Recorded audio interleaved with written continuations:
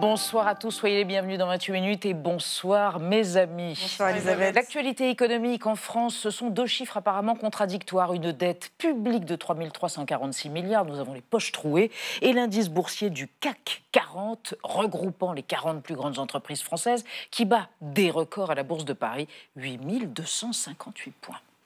On a une France dégradée et des marchés au sommet. Une clôture record hier soir pour le CAC 40. Étonnant quand même au vu de la situation politique actuelle en France, non ?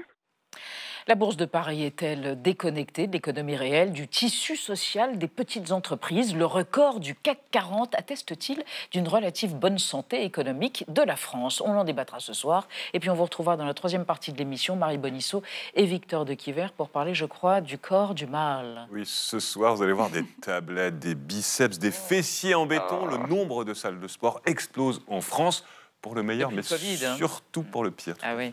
Et vous, Marie? Moi, je vous raconte le casse-tête actuel des douaniers de Lituanie qui voient arriver des milliers de cigarettes de contrebande par les airs. Je vous raconte comment. Pour arrêter de fumer. Oui, bah ça c'est sûr. Bien sûr. Et pour commencer, nous recevons un historien qui confirme de façon érudite que l'histoire des méridiens et de la cartographie du monde est tout sauf neutre ou objective.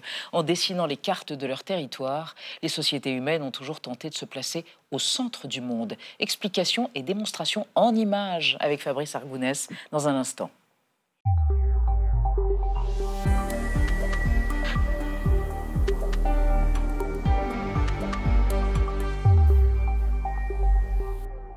Fabrice Argounès, bonsoir. Bonsoir. Je vous présente Alain Diaye et Benjamin Sportouche. Bonsoir. Vous faites paraître aux éditions du CNRS cet ouvrage sur les méridiens, l'histoire des méridiens. Vous êtes un géohistorien, je crois. Vous êtes d'accord avec ce que disait Élisée Reclus, géographe, poète et anarchiste. La géographie, c'est de l'histoire dans l'espace, en quelque sorte. J'essaie d'être d'accord le plus souvent avec Élisée Reclus. Vous êtes anarchiste? Non, c'est une autre histoire.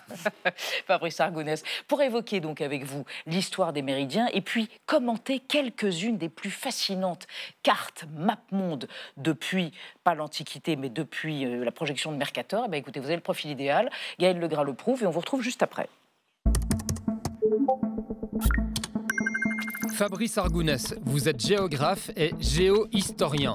Dans votre livre, vous racontez l'histoire de la mesure du monde en vous focalisant sur l'importance des méridiens. Utilisés pour se situer et cartographier notre planète, ces lignes verticales constituent elles aussi des objets de pouvoir et de domination. Pour répondre à cette question, vous avez le profil idéal. Depuis vos études, vous portez intérêt aux enjeux et aux conséquences politiques de la géographie. En 2007, vous publiez une géopolitique de l'Australie. Une des premières perceptions de l'Australie joue sur sa distance vis-à-vis de l'Europe, écrivez-vous alors. En 2011, vous rédigez une thèse de sciences politiques qui sera publiée sous le titre « L'Australie et le monde entre Washington et Pékin ». En 2021, les médias font donc appel à vous lorsqu'il s'agit d'évoquer l'influence de la Chine dans la zone du Pacifique Sud. En 2019, ils avaient essayé de négocier avec les Salomon la location du Nil et probablement pour installer des facilités militaires chinoises. C'est la puissance chinoise qui, dans l'ère Indo-Pacifique, gagne des parts entre guillemets de marché et devient une puissance majeure. En 2023, au Mucem de Marseille, vous concevez l'exposition Une autre histoire du monde dans laquelle vous proposez au public de s'affranchir de la perspective européocentrée. Aujourd'hui, dans votre essai sur les méridiens, vous rappelez la portée historique de la map monde créée en 1569 par Gérard Mercator. Il est à l'origine d'une science cartographique européenne qui ne pourra plus se passer des méridiens. Mercator, géographe flamand du XVIe, à qui le musée maritime de Rotterdam a consacré une exposition en 2011. Mercator a fait cette carte pour l'exploration maritime. Il a tracé des lignes droites pour permettre aux marins de naviguer, et ça a été très important. Vous précisez que le méridien de Greenwich a été adopté comme méridien universel en 1884, car le Royaume-Uni était à l'époque la première économie mondiale et la plus grande force marine sur la planète. En conclusion, vous écrivez « Derrière la neutralité apparente d'une ligne droite se cache l'affirmation d'une puissance ». Fabrice Argounès, on rappelle pour les collégiens et les lycéens que le méridien est une ligne qui part du pôle Nord au pôle Sud. Effectivement, et qui relie donc de pôle à pôle.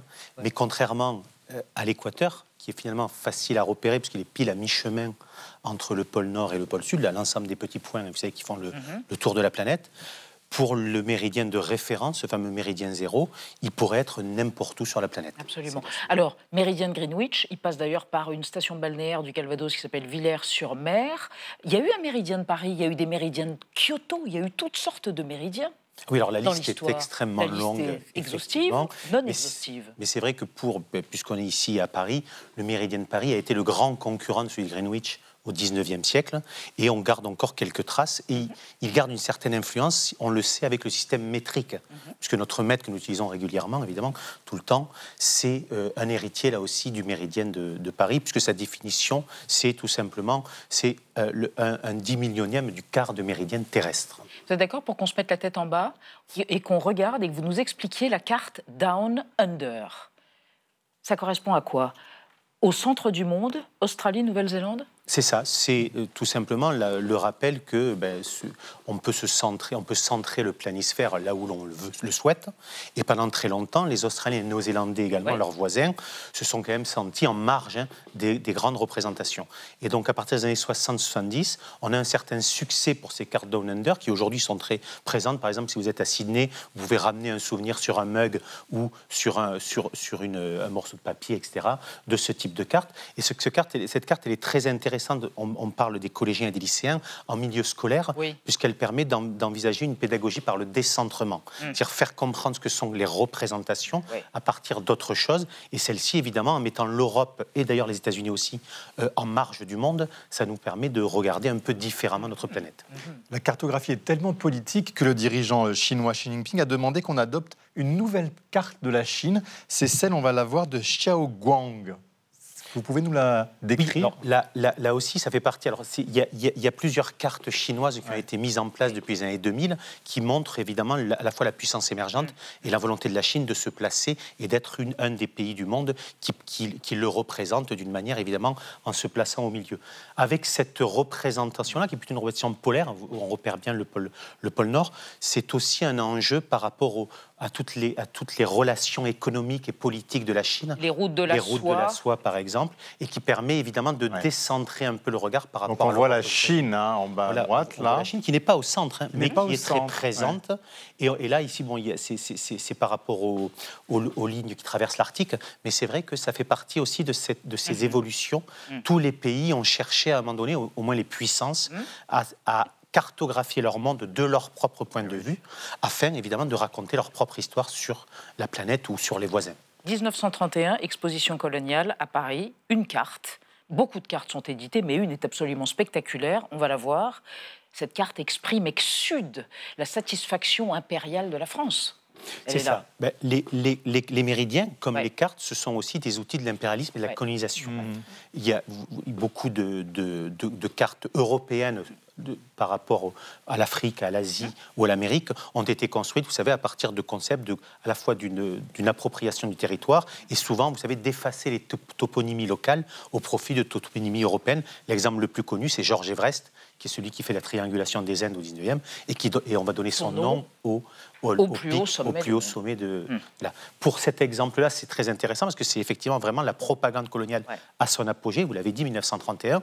Et là, on voit bien, évidemment, il y a deux enjeux centraux. Il y a à la fois montrer l'importance de l'empire colonial français et de faire rayonner, au sens le plus classique du terme. La France est un soleil, et donc on a ici un objet de propagande absolue pour montrer à la fois la place de la France par rapport à d'autres puissances coloniales et évidemment par rapport à ce qu'elle veut présenter au monde en 1931. Alors on va évoquer avec vous et avec Anna un sujet qui vous tient absolument à cœur. C'est une carte des océans, de la mer, et elle s'appelle comment ? Spielhaus. Spielhaus. Parce que notre géographie contemporaine, elle se base plutôt sur la projection de Mercator, mais donc il existe cette projection de Spielhaus. Regardez ici, pas d'océan Pacifique ou Atlantique, mais une seule grande étendue d'eau au centre de la carte. Et c'est une manière de voir le monde totalement renversé, avec des perspectives qui nous font un petit peu perdre nos repères. Vous le voyez, très difficile de reconnaître les continents. On voit un petit peu l'Asie en haut à droite, les États-Unis en haut à gauche, mais ce qui est prédominant, c'est l'eau.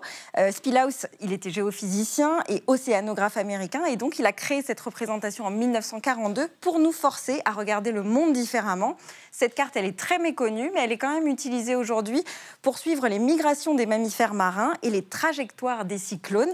Alors vous dites une carte, ça dit beaucoup de la manière dont on voit le monde. À un moment où on parle beaucoup de dérèglement climatique, est-ce que cette carte, elle mériterait d'être beaucoup plus connue ? Alors, effectivement, et elle l'est, et heureusement, beaucoup d'enseignants du secondaire et du supérieur l'utilisent de plus en plus. Elle a plusieurs intérêts, vous l'avez dit. D'abord, elle remet en question les grands découpages traditionnels comme des continents et des océans, en donnant évidemment une vision de l'océan global. Et la deuxième, vous l'avez bien présenté, c'est aussi une cartographie adaptée à notre période de l'Anthropocène et notamment aux spatialités antispécistes. Qu'est-ce que ça veut dire ? C'est-à-dire que c'est l'occasion de s'intéresser au déplacement des animaux. Ici, on peut penser aux dauphins ou aux baleines ou à plein d'autres choses, mais ça permet aussi de se recentrer sur ce que, justement, la planète Terre dans son ensemble et quel est son rôle et comment est-ce qu'on peut percevoir ces enjeux par rapport au changement climatique. Et y compris à la préservation des océans, etc. Les premières cartes, elles datent de quand et combien il y en a aujourd'hui ? Des centaines, combien on peut évaluer ça? Oui, la cartographie, les projections cartographiques au total? Évidemment, plus on avance vers le XXe et le XXIe siècle, plus il y a de cartes. Parmi les traditions cartographiques les plus connues, on a des cartes anciennes chinoises qui datent de l'époque Han, c'est-à-dire de l'Antiquité. On a une carte fameuse mésopotamienne qui représente le monde aux alentours du 1er millénaire avant notre ère. Mais effectivement, vous avez raison, la majorité des cartes que l'on va présenter, elles datent plutôt à partir du XVe et XVIe siècle. On a malheureusement, évidemment, beaucoup de pertes en cartographie. Les cartographies asiatiques du sud-est asiatique rappellent qu'il y en a moins d'objets. Et la deuxième chose très importante, c'est qu'on a beaucoup de cartes qui sont en fait dans des traditions, des cartes éphémères. Quand on raconte l'histoire de la cartographie, on a tendance à avoir un point de vue très occidentalo-centré. Il faut bien rappeler que d'abord les matérialités peuvent évoluer. On a des cartes sur des morceaux de bois, on a des cartes sur de la peau de phoque, on a des cartes sur de l'ivoire, mais on a beaucoup de cartes qui sont tout à fait éphémères. C'est-à-dire, c'est un tracé au sol avec un bâton, c'est un tracé dans la neige, et c'est aussi un tracé qui s'accompagne d'un récit. Et la carte ne peut pas être comprise sans le récit oral. Et malheureusement, dans beaucoup de cas, les récits se perdent. Les récits se perdent, et c'est vrai que c'est aussi pour ça que la cartographie européenne est aussi présente aujourd'hui. Oui, tel un patrimoine. Est-ce que vous pouvez nous parler de ce projet Correct the Map? Alors, de plus en plus porté par différentes ONG, associations. Oui, Correct the Map. Alors, je vais le dire en deux temps différents. Corrigeons la carte. Ce que j'appelle, en bon français, c'est ce que j'appelle plutôt de la cartographie réparatrice. C'est-à-dire qu'il faut bien prendre en compte l'idée que le planisphère terrestre, le fait d'avoir la sphère sur une surface plane, ne nous offre pas une représentation rationnelle du monde. Il y a forcément une évolution, des changements, des déformations. Il peut s'agir des angles qui ne sont pas les bons, il peut s'agir des distances qui ne sont pas respectées, il peut s'agir des formes ou des superficies. Et donc ça, il faut bien prendre en compte ça. Il n'y a pas de carte juste, et en particulier pour l'échelle mondiale. Mais en dépit de ce premier point, effectivement, il y a, comme lorsqu'on va s'intéresser à l'histoire globale et au fait de s'intéresser à des récits non occidentaux, on peut s'intéresser également à des cartographies qui vont, par exemple, mettre l'Afrique dans sa véritable superficie. La projection de Peters. La projection de Peters, mais qui déforme énormément l'Afrique, mais qui, malgré tout, ramène et qui est utilisée dans ses proportions réelles, c'est ça. Et qui est utilisée dans beaucoup de cas, et bien, comme vous l'avez présenté ici, dans beaucoup de cas, pour bien rappeler qu'en dépit de l'Afrique qui n'a pas cette forme aussi allongée, et donc ici, pour un navigateur ou un pilote d'avion, ce n'est pas une très bonne carte, mais pour montrer les superficies, en particulier cette différence entre le Groenland Mercator géant et le Groenland ici, qu'il en faut une quinzaine pour entrer dans l'Afrique, eh bien on voit qu'il y a des différences. Et effectivement, je répète, c'est un enjeu politique finalement plus que scientifique. C'est régalien, en quelque sorte. Vous avez des gestes d'une grâce infinie et vous êtes absolument passionnant. Fabrice Argounès, Méridien, merci infiniment d'être venu. Et en temps réel, évoquer ces cartes et les commenter. Voilà, Méridien aux éditions du CNRS. Merci infiniment et on va revenir à la France et à notre débat économique sur ce paradoxe français. La dette publique est abyssale, les défaillances d'entreprises en 2025 ont franchi un record de 68 000 redressements ou liquidations et pourtant le CAC 40 a battu un record mardi, avant-hier. Comment l'expliquer alors que l'incertitude plane sur les finances publiques selon les agences internationales de notation? Est-ce lié à la détente dans les relations commerciales entre les États-Unis et la Chine, ou au succès du luxe français? On en débat après la mise au point de Sandrine Le Calvez.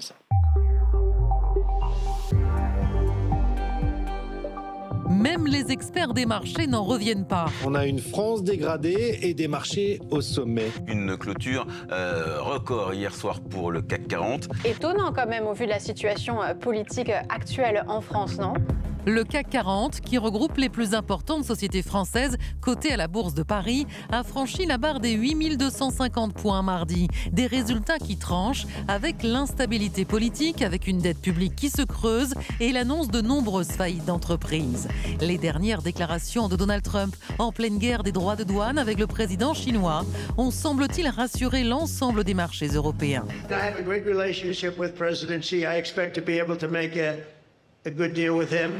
Les investisseurs ont également été soulagés par le rejet de la censure et le maintien dans ses fonctions du Premier ministre à Matignon.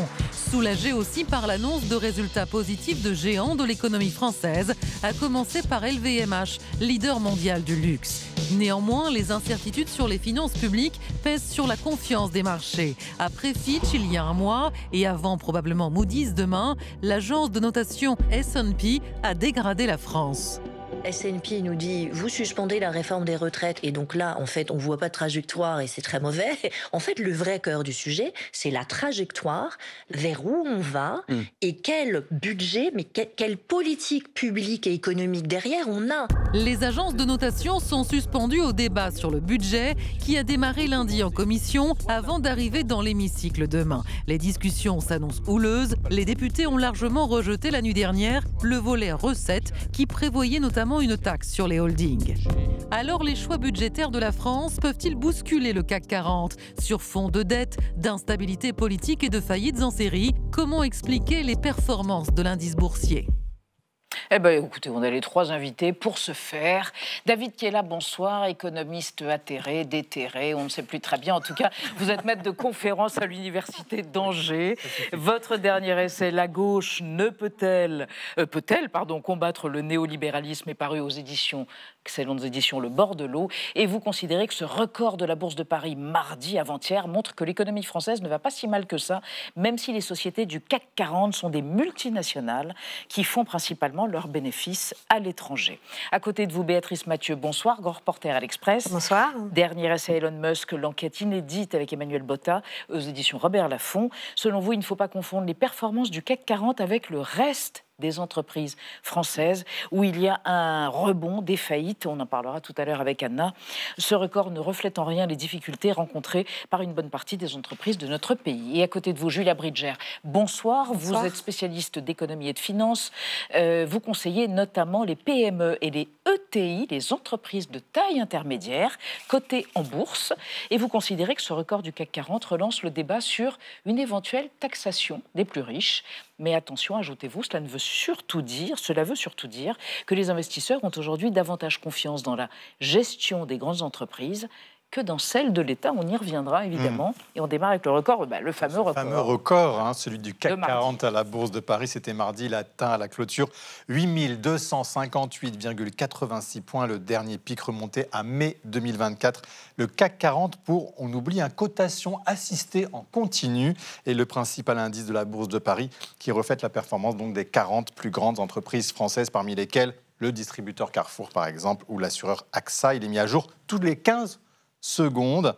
Julia Bridger, vous qui connaissez ça par cœur, comment vous expliquez ce record, tout simplement ? Alors, c'est un record, effectivement, qui a été atteint, mais il faut savoir qu'il a été atteint avec du retard. Parce que ce qu'il faut savoir, c'est que les États-Unis et les marchés américains avaient déjà très fortement progressé et les marchés européens également. Donc, il y avait l'Allemagne qui avait bien progressé, l'Italie, l'Espagne. Donc, c'est vrai que la France, on l'attendait. Il y a eu du retard pour plein de raisons. Mais sur et le déclenchement du record, a été lié notamment à la publication des résultats des sociétés. On a eu des publications de ces résultats de sociétés. De LVMH notamment. De LVMH notamment. Il faut savoir que dans ce CAC 40, le luxe, le secteur du luxe, a une pondération importante. Donc, il représente une part importante de l'évolution du CAC 40. Et c'est vrai qu'il y a plusieurs éléments qui ont fait qu'on a le sentiment que le luxe peut repartir, notamment en Chine. Et la dynamique aux États-Unis est plutôt bonne. Et aussi, David Kayla, peut-être qu'il y a moins de tensions entre la Chine et les États-Unis sur le commerce mondial. C'est en train d'aller un peu mieux. On a des perspectives plus positive ou pas? C'est ça qui peut influencer la bourse française? Alors, en fait, je ne suis pas sûr que ce soit des perspectives si positives, parce qu'en fait, on est quand même dans l'incertitude. Par contre, on a des perspectives positives en termes de baisse des taux d'intérêt, puisque les taux d'intérêt ont beaucoup baissé en Europe et aux États-Unis, et a priori, ça va continuer de baisser. Et en fait, il faut comprendre que le CAC 40, c'est les indices boursiers, donc c'est la bourse. Oui. Et en fait, ce qui fait que on veut acheter des actions, donc des indices boursiers, c'est en comparaison avec des obligations. Et quand le taux d'intérêt, donc la rémunération des obligations diminue, du coup, ça valorise davantage les actions. Oui.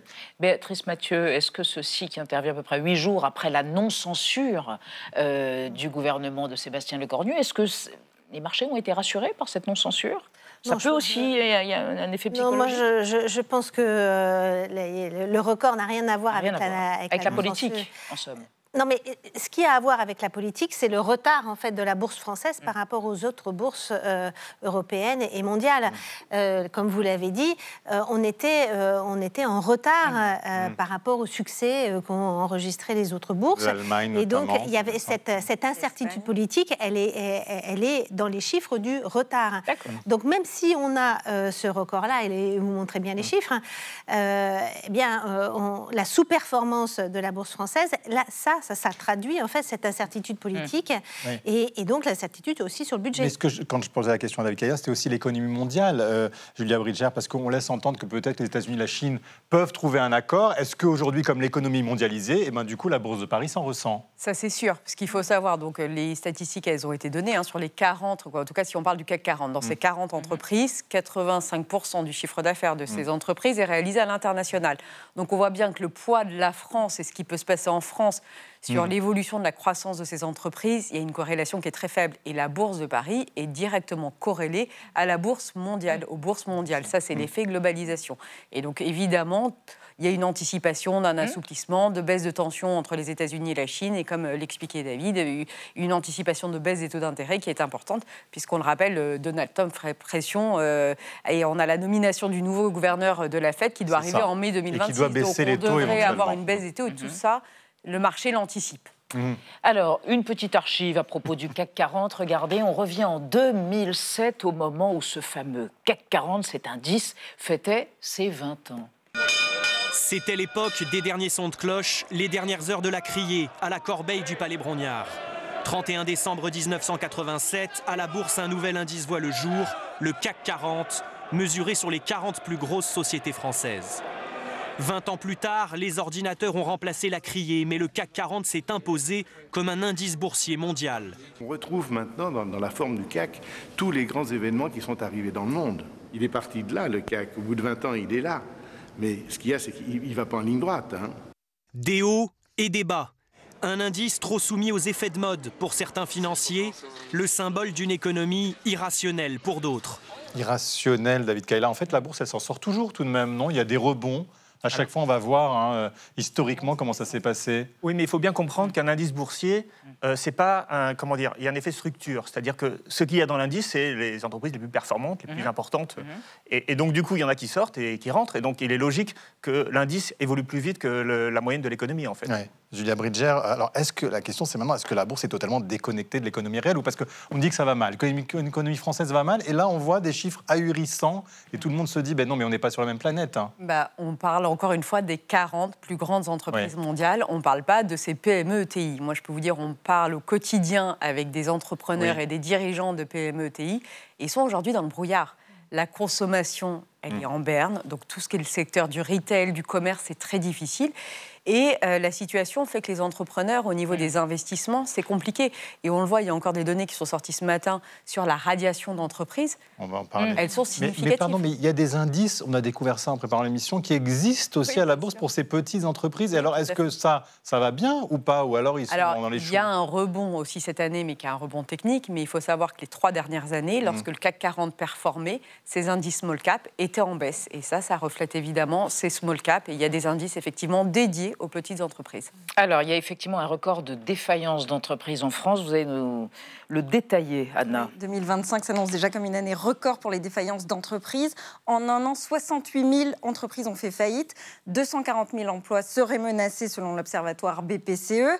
C'est le plus haut niveau depuis 2009, un an après la crise des subprimes. Alors certes, on le voit sur ce graphique, les défaillances ont explosé à partir de 2022, année à partir de laquelle les entreprises ont dû rembourser les prêts de l'État qui avaient été octroyés pendant la période Covid. Mais depuis 3 ans, on peut dire que cet effet s'est estompé et pourtant la crise s'accentue. Les entreprises les plus touchées, vous l'avez dit, ce sont les TPE, très petites entreprises, et les PME, petites et moyennes entreprises. Parce que pour elles, l'équation est assez complexe, d'autant plus en période d'incertitude économique et géopolitique. Les carnets de commandes ne se remplissent pas, les ventes stagnent, alors que leurs charges ne cessent d'augmenter. Je pense à l'énergie, aux matières premières, aux droits de douane maintenant pour certaines. Résultat, elles cumulent des difficultés et font face à des problèmes de trésorerie récurrents qui les poussent bien souvent à devoir mettre la clé sous la porte. Au premier semestre 2025, 30 000 chefs d'entreprise ont perdu leur emploi, essentiellement dans des très petites entreprises de moins de 5 salariés.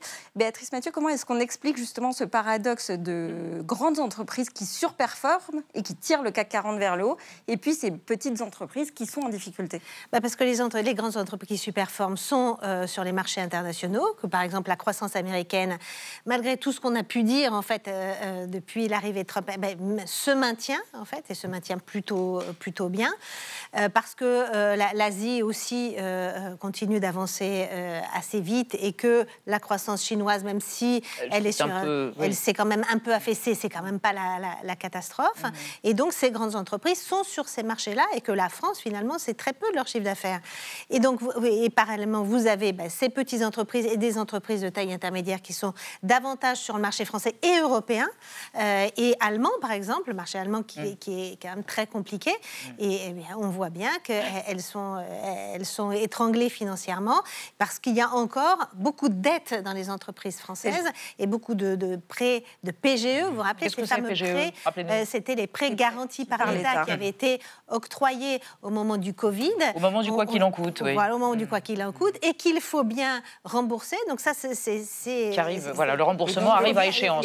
Et donc des problèmes de trésorerie. Mais David Kella, justement, ces faillites, est-ce que c'est pas un signal alarmant qui montre que justement l'économie va mal en France? C'est-à-dire que au-delà du fait que ce n'est pas les mêmes marchés, parce que ce n'est pas les mêmes entreprises, il y a aussi quand même, au sein des entreprises, une hiérarchie des donneurs d'ordre et des sous-traitants. Et en fait, les PME, elles sont aussi en partie asséchées par les grandes entreprises. Donc, c'est pas non plus Comment ça, asséchées? C'est-à-dire qu'en fait, il y a des rapports de force. On a parfois des entreprises qui sont de taille mondiale et qui peuvent imposer leur prix à des PME, TPE. Et notamment dans le secteur industriel, il y a beaucoup de sous-traitance. Et ça explique que les profits, ils ont tendance à monter vers les grandes entreprises, mais à disparaître vers les petites entreprises. Donc c'est aussi ce phénomène qui explique la différence qu'il peut y avoir. Et par ailleurs, je rejoins ce qui a été dit. Le fait qu'il y ait beaucoup de faillites aujourd'hui, c'est aussi une conséquence du fait qu'il y a eu peu de faillites en 2020 et 2021, parce qu'il y avait les aides d'État. Et donc, il y a aussi un phénomène de rattrapage. Mais Julien Brigitte, c'est pas compensé par le nombre de créations d'entreprises. On dit quand même que la France, toujours, arrive à travailler. Voilà, il y a des investisseurs, des jeunes entrepreneurs qui créent. C'est vrai ou pas? Mais là aussi, il y a une pénurie de financement. On a eu une bulle avant le Covid et pendant le Covid avec les startups qui trouvaient du financement très facilement, notamment dans tout ce qui est nouvelles technologies. Oui. Il y avait des fonds de private equity, ce sont des investisseurs privés qui avaient levé beaucoup d'argent et qui souhaitaient soutenir ces entreprises. Et les liquidités dans ce domaine-là se sont asséchées. Donc là aussi, il y a beaucoup moins d'argent pour investir dans ces entreprises. Même pour l'intelligence artificielle, par exemple, tout le monde se dit, alors, voilà, la France, il y en a, mais les niveaux de valorisation ne sont pas les mêmes. Et c'est vrai qu'on est quand même, on n'a pas encore le même niveau d'avancement qu'aux États-Unis, parce que les marchés américains, il faut le dire aussi, sont très poussés par les valeurs technologiques et par l'intelligence artificielle. C'est là aussi où on a un écart avec les marchés français. Ouais.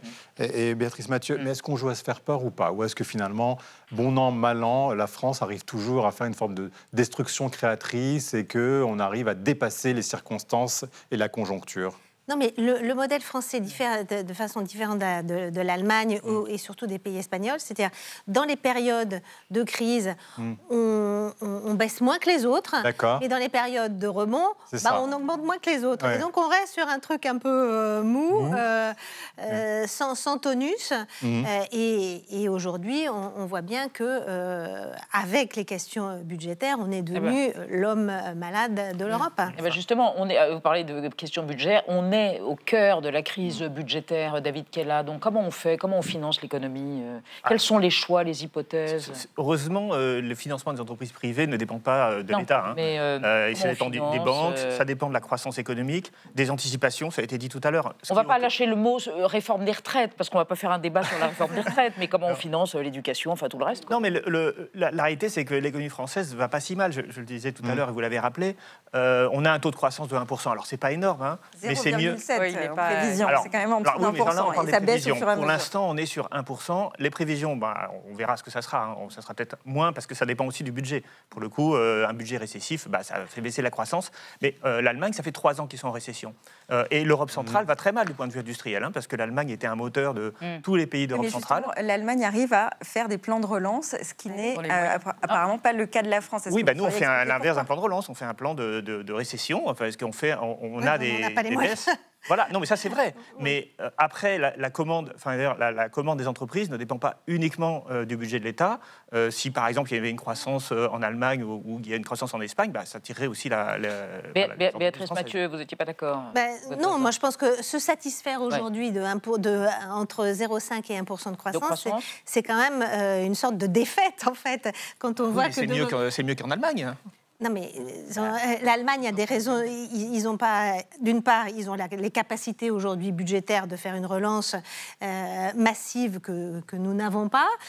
Et quand vous comparez par rapport aux pays du Sud, avec l'Espagne ou l'Italie, qui ont fait des réformes que nous n'avons pas fait, nous avons une croissance très inférieure à celle de l'Espagne. Avec des salaires qui sont beaucoup plus faibles dans ces pays, justement. Et il faut voir aussi moi, je préfère vivre en France qu'en Espagne aujourd'hui.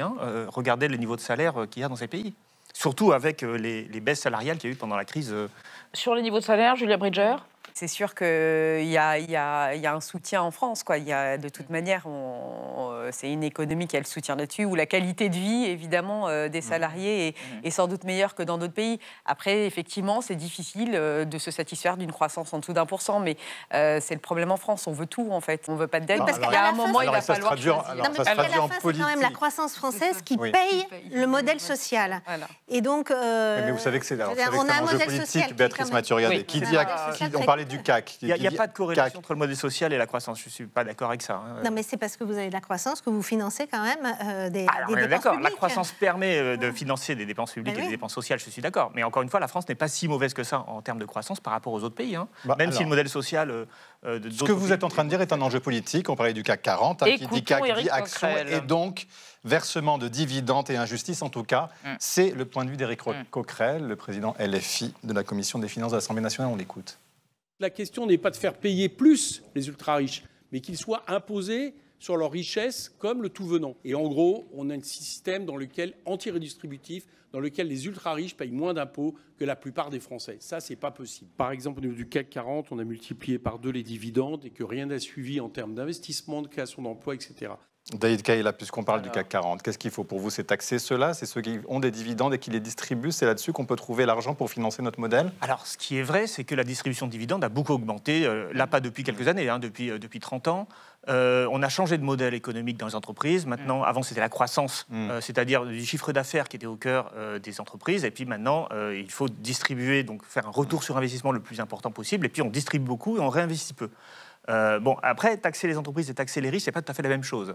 Les entreprises peuvent être taxées, mais c'est elles qui, de fait, investissent. Donc c'est vrai que... Et puis surtout, c'est elles qui décident où elles vont investir. Et taxer les dividendes, ça a toujours été dans le débat, souvent. Oui, taxer les dividendes, du coup, ça, c'est taxer les personnes qui récupèrent les dividendes. Exact. Ça, c'est intéressant. Le souci, c'est qu'il y a beaucoup de personnes qui récupèrent ces dividendes et très riches.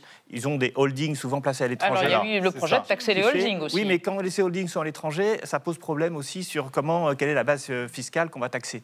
Et en fait, ce qui se passe, c'est que les revenus de ces entreprises, des dividendes, vont dans des holdings. Et en fait, on tire de l'argent sur ces holdings holding quand on a besoin de dépenser. Donc on n'est pas taxé sur ses dépenses, mais sur sa consommation. Julien Bridger, si on les taxe, vous qui connaissez bien les agents du CAC 40, est-ce que vous pensez que les entreprises vont se délocaliser? Est-ce que c'est quelque chose, une menace qu'elles laissent planer ou pas? Oui, elles le laissent planer et elles l'ont déjà fait. Après, je vais vous dire, Bernard Arnault l'a fait déjà. Tout à fait. Et il y a un signal psychologique. Et il y a un signal, qu'est-ce qu'on veut envoyer comme message aux entrepreneurs, aux dirigeants d'entreprise. Et c'est vrai que lorsqu'on ne parle et qu'on centre le débat que sur la taxation des entrepreneurs, qu'on parle de la taxe Zuckman avec les biens professionnels et autres, ça envoie un signal non incitatif à la création de richesses pour les entreprises et pour les entrepreneurs. Et donc, il y a ce signal psychologique qui est important. Et Béatrice Mathieu, est-ce que ça, les agences de notation, elles peuvent nous pénaliser pour ça ou pas? Elles nous ont dégradés, là. Si jamais on se met à taxer, si on fait plus de taxes sur les gens qui ont le plus et les dividendes, est-ce que ça peut nous impacter de ce côté-là? Et qui dit mauvaise note, eh bien, dit derrière difficulté à financer notre économie. Ah oui, moi je pense qu'effectivement, on verra le budget qui aboutira à des discussions. Mais si c'est un budget assez délirant en termes de dérive des dépenses ou d'augmentation très forte des impôts, on aura... Alors là, on est déjà dégradé, on va avoir la réponse de Moody's. Et on aura demain soir. Donc probablement, Moody's va dégrader comme S&P l'a fait. Ce qui a été assez surprenant, c'est que la réponse des marchés financiers, notamment des marchés obligataires, à la dégradation a été extrêmement faible. Tout ça parce que c'était déjà en fait dans ce qu'on appelle la prime de risque des taux d'intérêt.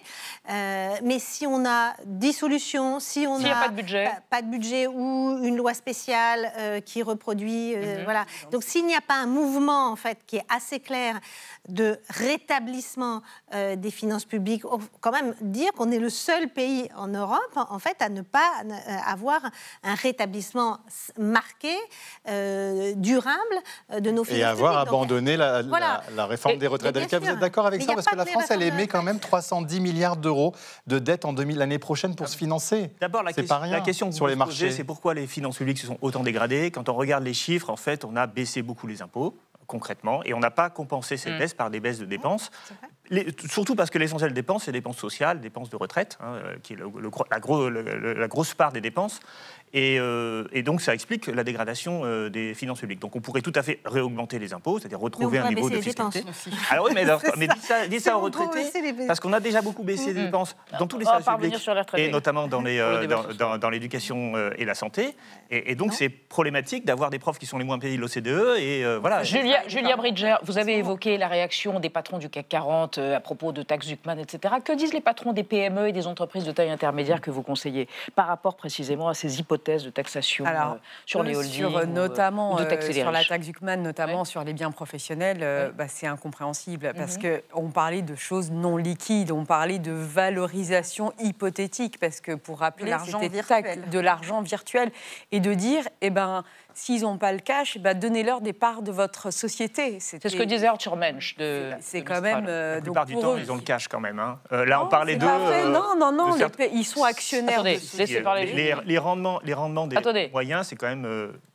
Non, les sociétaires des PME, TI aujourd'hui en bourse, vous avez des centaines de sociétés qui sont valorisées entre 200 et 500 millions d'euros. Ceux qui ont plus de 100 millions d'euros de patrimoine, quand on a une valorisation, on peut faire 50 millions d'euros de chiffre d'affaires et être valorisé 150 millions d'euros. Et si on est valorisé 150 millions d'euros, on est taxé. Si le dirigeant en détient encore une grosse partie. On prend toujours ces cas un peu particuliers. Mais non, parce que ce ne sont pas des cas particuliers. On oublie de dire que le rendement moyen des actions, et on le voit avec la hausse du CAC 40, c'est quand même 6 à 7, 8%. Et il s'agissait de taxer un tiers, c'est-à-dire 2% des... Ce ne sont pas des cas particuliers de prendre les biens professionnels. C'est le cas général, les actions verts et dividendes. Mais les dividendes, ils sont taxés. Il y a une flat tax à 30%. Alors on peut dire... Ils ne sont pas taxés parce qu'ils sont dans les holdings, justement. C'est tout le problème. Non, mais a posteriori, ils sont taxés quand le cash sort des holdings. Oui, mais parfois, il ne sort pas. Merci infiniment. C'était le mot de la fin. Merci beaucoup d'être venu débattre de notre question du jour. On va rester dans l'actualité vue par Victor de Quiver et Marie Bonisseau. Accrochez-vous, le corps du mal deviendrait le mal, avec un accent circonflexe, deviendrait de plus en plus laid. C'est une question qui pèse lourd, semble-t-il. Et Vilnius, en Lituanie, est survolé par des ballons de contrebande. Mais d'abord, le mot vedette du jour, Arctic Express, du nom de cette nouvelle route commerciale dramatique liée au réchauffement climatique qui relie l'Asie à l'Europe. C'est entendu. Une ligne régulière, Arctic Express. Le service Arctic Express, baptisé Arctic Express. Qu'est-ce que ça veut dire? Exactement ce que ça dit. Merci de m'en dire un peu plus. Entendu. La vie secrète des mots vedettes. Arctic Express, du grec ancien Arctos, la grande ours chez les Grecs de l'Antiquité, et du latin exprimere, pressé, désigne le nom commercial d'une liaison logistique rapide passant par la route maritime du Nord. Le 13 octobre, un porte-conteneur chinois a inauguré le premier trajet commercial régulier empruntant l'Arctic Express. Chargé de 4900 containers remplis de 175 millions d'euros de camelotes, panneaux solaires et batteries pour l'essentiel, l'Istanbul Bridge, assez éloigné de la Turquie puisque battant pavillon libérien et affrété par une société chinoise, a quitté le port de Ningbo et gagné celui de Felixstowe en 20 jours en empruntant l'Arctic Express. Pour arriver au même port, le même fret aurait mis 25 jours par le train, 40 jours par le canal de Suez, plus de 50 par le cap de Bonne-Espérance. Mais à cause de la fonte des glaces, l'Arctique se réchauffe 4 fois plus vite que le reste du globe, la route de l'Arctic Express ramène le trajet de 20 ou 25 000 km à 15 000. L'Arctic Express relie l'Atlantique Nord au Pacifique Nord par le passage du Nord-Est, qui longe la côte nord de la Russie, en plein dans sa zone économique exclusive. Et la loi russe de 2020 soumet tout navire empruntant ce corridor à autorisation de passage et obligation de recourir aux brise-glaces russes. 620 000 € l'escorte. Spasibo большое. Connue des marins depuis le XVIIe siècle, la route du Nord-Est est désormais libre de glace 10 mois par an. L'Arctic Express peut rapidement devenir l'autoroute A1 des rafiaux, chambouler le trafic mondial, financer la tyrannie en chapka ou flinguer le précieux écosystème local, quasi vierge. Et la planète baisse sa culotte polaire. Merci, Monsieur Nolte. Et vous revoilà, Marie Bonisseau et Victor de Quiver. On parlait de culottes polaires, on va parler de caleçons de mecs à poil. Il y a une explosion depuis le Covid de la fréquentation des salles de sport, c'est ça, par les garçons, plus 50% en 4 ans. Et alors, les hommes n'ont jamais été aussi musclés. Et donc, peut-être jamais été aussi laids. Moche. Vous voyez, quand on ouvre Instagram, on a toujours des photos que nous propose l'algorithme. Alors, pour vous, c'est peut-être des koalas qui plongent ou des bébés qui font des chats. Bon, très bien. Et ben moi, pas du tout. C'est des hommes torse nu. Et pas n'importe quels hommes. Des hommes hyper musclés, gonflés comme des baudruches. On a l'algorithme qu'on mérite. Hein. Sauf que ces hommes-là sont partout, sur les applis de rencontre, dans les films, dans les séries. Les hommes d'aujourd'hui ne ressemblent plus à des hommes, mais à des vaches laitières. Regardez par exemple Sean Connery dans les James Bond des années 60. Eh ben, il est toujours nu sur la plage, un corps svelte, élégant, sexy, et pourtant on ne voit pas spécialement ses abdos. C'est la belle époque où on pratique pour le plaisir de pratiquer. Chaque corps raconte alors son histoire. Un nageur a des épaules de nageur. Un footballeur a des jambes de footballeur. On ne cherche pas le muscle pour le muscle, on l'obtient naturellement par la pratique. Et ce qui est vrai avec Sean Connery est vrai Cary Grant avec Marcello Mastroianni. Regardons maintenant Daniel Craig, le dernier James Bond en date. Un corps hyper sculpté, presque grotesque, hein, comparé à Sean Connery. Les pectoraux saillants ont remplacé l'élégance naturelle. Il faut de plus en plus de muscles pour sauver le monde. Mais le monde en a-t-il besoin? Ah, qu'est-ce qui s'est passé alors entre ces deux époques? 80. Ouais. L'émergence du biceps business venu de Californie. Dans un monde de plus en plus libéral, sculpter son corps, c'est réussir. Et voilà comment le muscle est devenu peu à peu symbole de virilité, de santé, de succès. Alors aujourd'hui, le problème, c'est que cette injonction touche tous les hommes, qui ne savent d'ailleurs pas toujours comment faire. Je ne sais pas si vous voyez ces hommes hyper musclés d'en haut qui sortent des salles de sport avec des fesses toutes plates et des petites brindilles là, sur les jambes. Bon, bah non merci. Et le pire dans tout ça, c'est que les corps s'uniformisent. Les hommes qu'on nous propose d'admirer se ressemblent tous. Nous sommes en train de devenir des produits de consommation. Et si le vrai sport à pratiquer aujourd'hui, bah, j'aimerais bien. Enfin, c'est ça le problème. On a envie, on n'a pas envie. Voilà, on est laid, on a envie d'être laid, mais en fait beau. Enfin bref. Et ben voilà, moi je vous propose d'assumer nos différences, de retrouver le plaisir de faire du sport, pas seulement pour les selfies. Chiche, moi je me mets dedans, j'ai encore du boulot à faire. Merci Victor de Quiver. Marie Bonisseau, l'aéroport de Vilnius a fermé une nuit durant à cause d'une pluie de ballons. De ballons quoi? De contrebande. Mais oui, je sais qu'en ce moment on parle beaucoup des incursions de drones. Oui. Et effectivement, et a fortiori dans ce pays. Voilà, la Lituanie a subi une violation de son espace aérien par des drones présumés russes. Mais moi je voulais vous parler d'un autre type d'intrus qui traversent le ciel. Ce sont des dizaines et des dizaines donc, de ballons météorologiques qui sont lestés de milliers de paquets de cigarettes biélorusses que les contrebandiers en fait essayent de faire rentrer via la Lituanie dans toute l'Union européenne. C'est un trafic juteux, vous allez le comprendre tout seul. C'est 5 € un paquet de cigarettes en Lituanie, c'est seulement 1,70 € en Biélorussie. Voilà, une petite marge à se faire. Alors, pourquoi par les airs? Parce que les contrôles à la frontière terrestre se sont durcis. Et pourquoi des ballons? Parce que ça coûte beaucoup moins cher qu'un drone si on se fait pincer par le douanier. Cette contrebande par les nuages a atteint des sommets cette semaine. C'était l'incursion la plus intense de l'année. Se sont plaints les autorités lituaniennes, à tel point que, donc, vous l'avez dit, l'aéroport de Vilnius, la capitale, a dû fermer toute une nuit, entre mardi et mercredi. Ça a bloqué des dizaines d'avions et 4000 passagers. Les gardes frontières lituaniens, depuis cette année, ont le droit de tirer sur les ballons. Mais ceux-ci peuvent quand même atteindre jusqu'à 6 km d'altitude, donc c'est pas si facile d'arriver à les avoir. Au total, il y en aurait à peu près 500 qui seraient rentrés depuis le début de l'année en Lituanie. La première ministre s'est plainte, elle a demandé officiellement à sa voisine, la Biélorussie, de faire quelque chose pour que ça cesse. Sachant que les relations sont très tendues entre les deux États, la Lituanie c'est l'OTAN, c'est l'Union européenne, la Biélorussie c'est le fidèle allié de Moscou. La Pologne, autre voisine, aurait aussi vu une centaine de ballons à cigarettes lui tomber sur la tête. Alors, comment lutter contre ce trafic qui met à cran toute l'Europe? Est-ce que vous voyez venir ma solution? Mais oui, bien sûr. Comme vous, soufflez dans le ballon? Non, mais non. Arrêtez de fumer, voilà. Ça fait 2 ans et 20 jours. Et 20 jours. En ce qui vous concerne, bravo, Madame Bonisseau. Et bravo à nous aussi, qui ne fumons pas. Merci à tous. Demain, c'est le club avec Renaud Dely, mince comme un filtre de cigarette. Et on se retrouve lundi à 20h05. Tchuss. Bis Montag.